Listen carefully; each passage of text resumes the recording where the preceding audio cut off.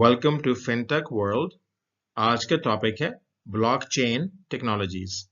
Please इस video से जुड़े रहिए आखिर तक ताकि आपका नॉलेज ब्लॉकचेन टेक्नोलॉजीज के बारे में इंक्रीज हो सके। प्लीज इसके फॉलो ऑन लेक्चर्स को भी देखिए और do like, share and subscribe this channel. Thank you. अब हम बात करेंगे कि ब्लॉकचेन के अंडर जो लेजर हमने भी बनाया, जो दो ट्रांजैक्शंस हमने भी रिव्यू की और उनका फिंगरप्रिंटिंग और हैशिंग का मैकेनिज्म देखा, अब वो एक रियल लाइफ एप्लीकेशन में कैसे काम बदल सकता है। तो अब ऐसे है कि अगर आप देखें लेफ्ट हैंड इमेज फर्स्ट इसको रिव्यू करते हैं, जो कि डिजिटल लेजर ओवरव्यू बता रहा है और रेड कलर का स्क्वायर बना हुआ है इसके ऊपर। इसके अंदर अंदर अगर आप देखें तो आपको तीन चीजें नजर आएंगी। एक है नोड, एक है लेजर और तीसरा है कंसेंसस। तो अब इसको हम अप्लाई करते हैं जो ट्रांजैक्शन हमने अभी पीछे देखी उनके साथ, कि अब वो दो ट्रांजैक्शंस हुई और एक यूजर ने दो ट्रांजैक्शंस की। अब वो नोड 1 पे काम करेगा और फिर नोड 1 जो है, बाकी नोड्स जो है, इन नोड्स को अब सिस्टम समझे, डेटा ऑटोमेटिकली बाकी नोड्स पे भी चला जाएगा। और वो जो दो ट्रांजैक्शन हमने देखी, 2 हो, 1000 हो, 10,000 हो, 10 लाख हो, वो ट्रांजैक्शंस एक लेजर की सूरत में, एक डिजिटल लेजर की सूरत में सेव हो जाएंगी।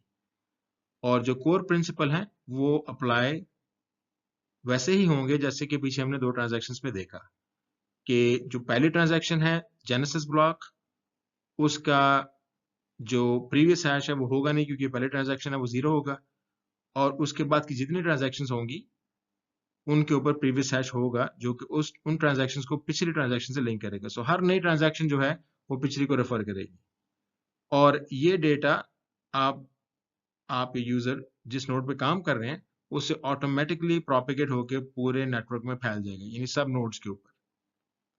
और इन सब के अंदर एक कंसेंसस होगा कि जो हैश है, जो फिंगरप्रिंटिंग है, वो ऑथेंटिक है और फर्स्ट नोड के अलावा बाकी सब नोड जो है उस पे ये रीड ओनली कॉपी जो है पब्लिश होगी। तो अब आपका डेटा जो है वो सेफली अवेलेबल है इन सब कंप्यूटर्स के ऊपर पूरी दुनिया के इर्द गिर्द। अब हम आते हैं राइट हैंड साइड पे जो कि पर्पल स्क्वायर बनाया हुआ मैंने। इसके अंदर अब आप इसकी रियल लाइफ एप्लीकेशन देख सकते हैं कि ledger node A B C D, node A पे दो ट्रांजैक्शन आई और उसके लेजर में सेव हो गई और वहीं से नोड बी, सी और डी पे ये डेटा पब्लिश हो गया और फिर डी ने वापस नोड ए को कांटेक्ट करके उस डेटा की वैलिडिटी चेक कर ली कि ये डेटा सही है। और इसी तरह node C B node A से कांटेक्ट कर सकती है, नोड बी भी नोड ए से कांटेक्ट कर सकती है। तो ये सब जो है एक दूसरे से कम्युनिकेट करते हैं ये इंश्योर करने के लिए कि डेटे की जो वैलिडिटी है वो एक्यूरेट है। और अब ऐसे क्योंकि डेटा हर जगह जा चुका है, अब ये डेटा चेंज नहीं हो सकता। इसकी वजह यह है कि जैसे ही डेटा को चेंज करेगा ऑटोमेटिकली उसका हैश जो है वो मिसमैच कर जाएगा। जैसे ही हैश मिसमैच करेगा वैसे ही बाकी नोड्स जो कि सारी इंटरकनेक्टेड हैं, जैसे आप देख सकते हैं एरोस के साथ, बाकी नोड्स को इमीडिएटली पता लग जाएगा कि नोड ए बी या सी या डी या जितने भी नोड्स हैं उनमें से नोड एक्स के ऊपर डेटा करप्ट हो गया क्योंकि हैश जो है वो मिसमैच हो गया, बाकी नोड्स के साथ हैश मैच नहीं कर रहा। और जब हैश मैच नहीं करेगा यानी कि फिंगरप्रिंट मैच नहीं करेगा तो फिर वो नोड जो है वो उस डेटा को रिजेक्ट कर देंगी और कुछ नोड जो है उसको ऑफलाइन कर देंगी उस डेटा को। तो ये मैकेनिज्म काफी कॉम्प्लिकेटेड है, लेकिन इसको बताने का मकसद ये है कि डेटा जो है पूरे नेटवर्क में, पूरी दुनिया में जितनी भी नोड्स हैं उनमें प्रोपेगेट होता है और सेम डेटा जो है हर जगह अवेलेबल होता है। तो ये डेटा चेंज नहीं हो सकता। अगर कोई इसको टैंपर करेगा और चेंज करने की कोशिश करेगा तो फिर वो फौरन आइडेंटिफाई हो जाएगा और उसका हैश जो है वो चेंज हो जाएगा और पूरे नेटवर्क में ये चीज जो है अंडरस्टूड हो जाएगी कि नोड एक्स के ऊपर डेटा में कुछ करप्शन हुई है या टैंपरिंग हुई है।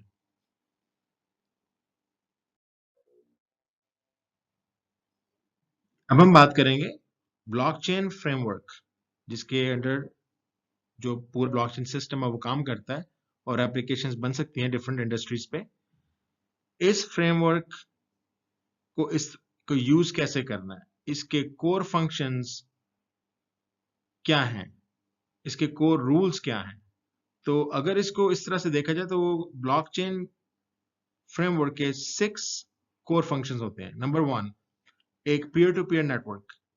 ये एक डिसेंट्रलाइज मैकेनिज्म होता है जिससे कि ट्रांजैक्शंस को कंडक्ट करके स्प्रेड किया जाता है विदाउट अ थर्ड पार्टी, और ये उस टीम के थ्रू होता है जो कि उन नोड्स पे काम कर रही होती है, जो कि नोड्स की पार्टिसिपेंट टीम होती है। Number 2, immutability. जो ट्रांजैक्शंस हो रही हैं एक ब्लॉकचेन सिस्टम पे, उनको एडिट, डिलीट, रिवर्स नहीं किया जा सकता। Same data through out the globe, जहां जहां भी आपके नोड्स पड़ी हैं वहां पे डिस्पर्स हो जाता है और अवेलेबल रहता है एट एनी टाइम। उस डेटा को आप इग्नोर या म्यूट नहीं कर सकते।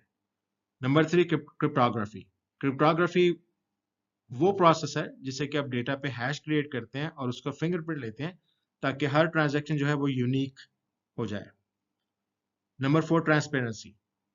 तमाम ट्रांजैक्शंस जो कि रिकॉर्डेड हो चुकी हैं वो तमाम नोड्स के ऊपर तमाम व्यूअर्स को अवेलेबल है without any ability to delete, edit और रिमूव।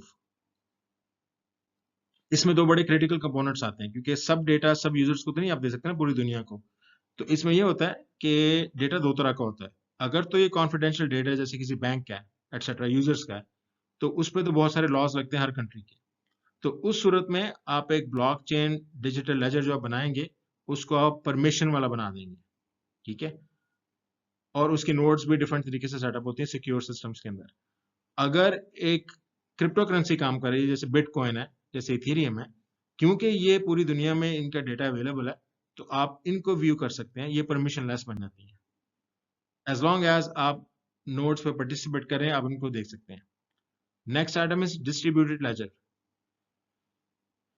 ये जो ट्रांजैक्शन हमने पीछे रिव्यू किया था, अगर वो ट्रांजैक्शन 2 से 1000, 10,000, लाख, 10 लाख, 100 लाख, बिलियंस भी हो जाएं, तो वो सारी ट्रांजैक्शन जो है, जिस तरह आप इधर एक जाल देख रहे हैं और जाल के इर्द गिर्द कंप्यूटर्स हैं, वो इन सब कंप्यूटर्स पे ट्रांजैक्शन जो है वो स्टोर हो जाएंगी।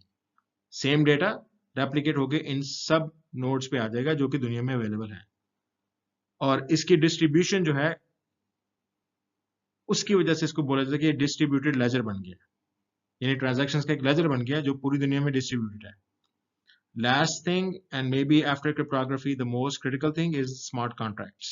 Smart contracts होते हैं वो बेसिकली एक सेट ऑफ रूल्स होता है जो कि ऑटोमेटिकली एग्जीक्यूट होते हैं जैसे जैसे कंडीशंस मीट करती जाती हैं। फॉर एग्जांपल, एक बैंक की एग्जांपल लेते हैं, और ये एक एक्चुअली रियल लाइफ एग्जांपल है जो कई बैंक्स इस तरह कर रहे हैं।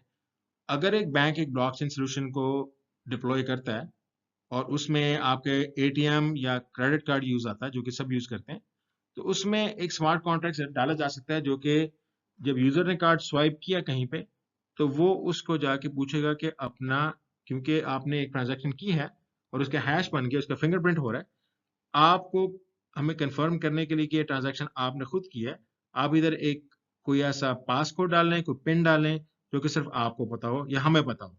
हम उसको वेरीफाई करवाएंगे कि ये पिन जो है ये सिर्फ आपको दी गई है या आप जानते हैं, और उसके बाद ये ट्रांजैक्शन की फिंगरप्रिंटिंग कंप्लीट हो जाएगी। तो यूजर अपना पिन डालता है, जैसे हम एटीएम पे जाके अक्सर पिन डालते हैं, और उसके बाद जो है वो ट्रांजैक्शन स्मार्ट कॉन्ट्रैक्ट जो है वो उसको एक्सेप्ट करके आपकी ट्रांजैक्शन कंप्लीट कर देता है।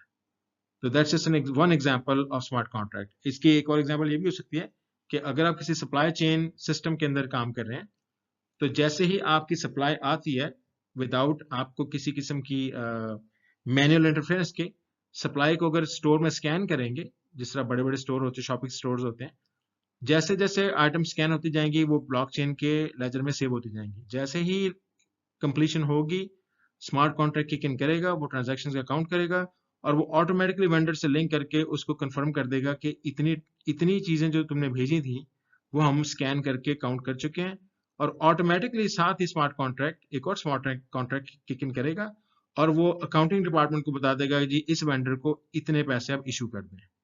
तो स्मार्ट कॉन्ट्रैक्ट जो होते हैं वो एक सेट ऑफ रूल्स होता है जिसके तहत कोई एक्शन कंप्लीट होता है या कोई एक्शन ट्रिगर होता है।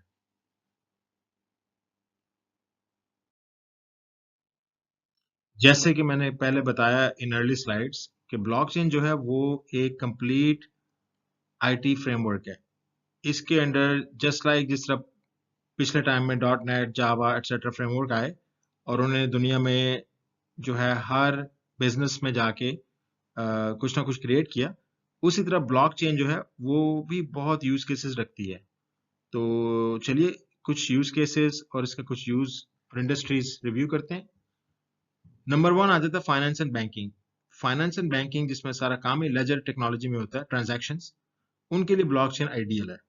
इनफैक्ट ब्लॉकचेन सिस्टम्स पुराने सिस्टम से बेटर हैं, फास्टर हैं और इनकी ट्रांजैक्शन चेंज नहीं हो सकती, जिसकी वजह से आपका जो यूजर है वो आप पे ट्रस्ट ज्यादा करेगा और उनकी कॉस्ट भी लेस है in terms of development and maintenance. Number 2 आ जाती है क्रिप्टो करेंसी। तो क्रिप्टो करेंसी से हम सब अवेयर हैं, वाकिफ हैं। बिटकॉइन, एक्सआरपी, इथेरियम, अब तो शायद थाउजेंड्स में है। Number 3 cyber security. Cyber security में हर ट्रांजैक्शन, हर लॉगिन को ऑडिट किया जाता है और उसका फिंगरप्रिंट किया जाता है, तो उसके लिए नेचुरली ब्लॉकचेन एक बहुत अच्छा सोल्यूशन है। Number 4 health care. Health care में भी पेशेंट डेटा जो होता है वो मोस्ट ऑफ द कंट्रीज में प्रोटेक्टेड है, बहुत कॉन्फिडेंशियल है। तो जिस चीज को आपने कॉन्फिडेंशियल करना है, ब्लॉकचेन उस पर ऑटोमेटिकली लग जाती है। Number 5 real estate. Real estate में भी आपने ट्रांजैक्शन जो करनी है वो फाइनेंशियल होंगी, जो कि सेंसिटिव नेचर की होती है, तो blockchain is an ideal solution. Number 6 supply chain and logistics. इसमें ब्लॉकचेन जो है वो ट्रांजैक्शंस को मैनेज करता है और स्मार्ट कॉन्ट्रैक्ट्स हैं वो पेमेंट सॉल्यूशंस के साथ लिंक करते हैं।